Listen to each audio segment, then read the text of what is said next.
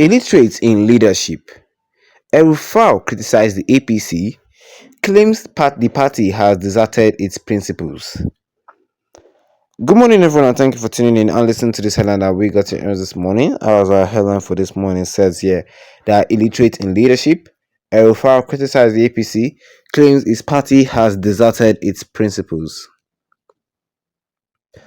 Well, former Kaduna State Governor Nasser El-Rufai has lauded a scathing critic to his party, the All Progressive Congress (APC), accusing it of forsaking its founding ideal and perpetuating ineffective leadership.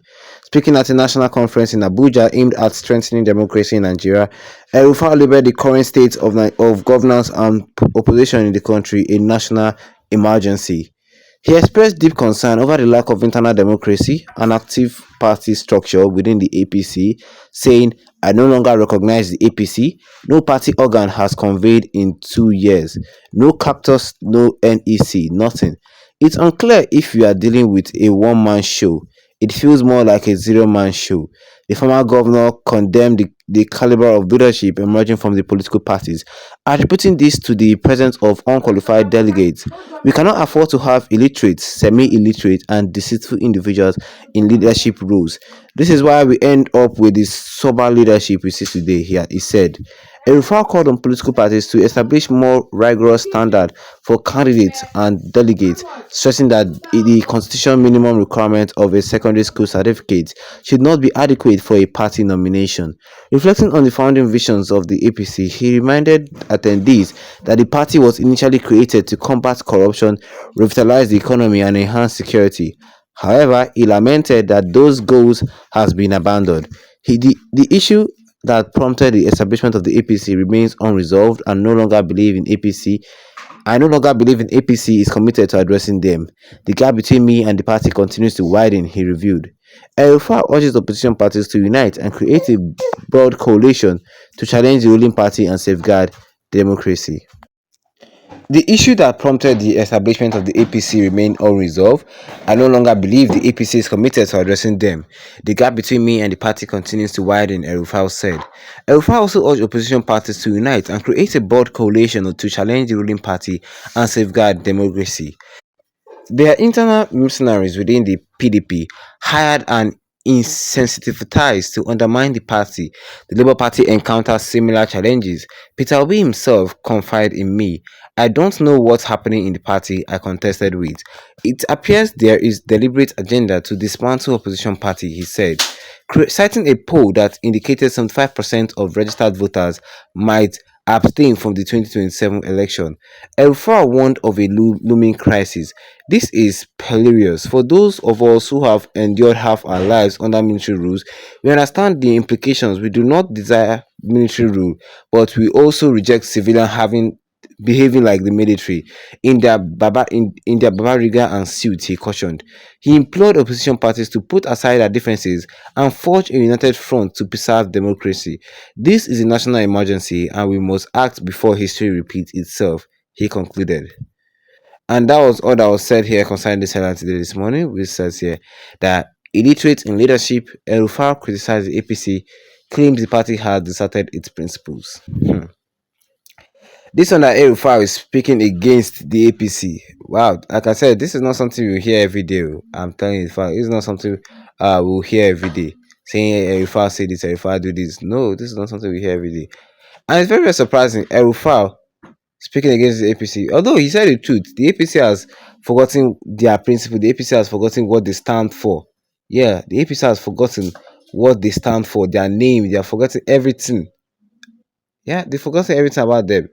According to El-Rufai, said the APC was created to combat corruption, but now they're like the opposite of what they were. Yes, now the APC. Look at the APC now. Look at what they were promising us back in 2015. Yes, they're like the opposite. They don't even follow what they stand for at all. I myself I know that APC was just trash. I myself know say APC was just trash.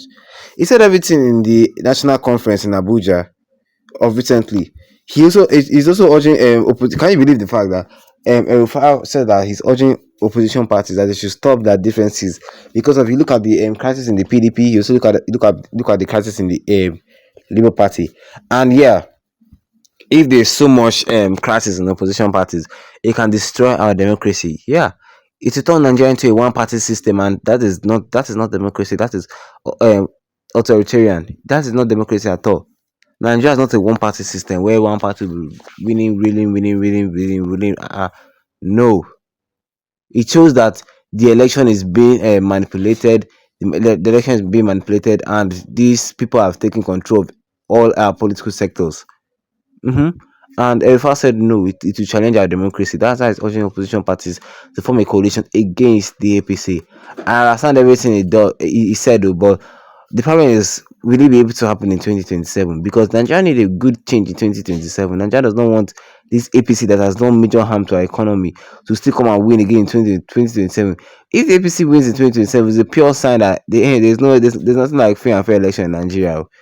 Yes, because Nigerians have made their mind and not like APC. The APC has failed us for 8 plus 2 nights, like 10 years. APC took over.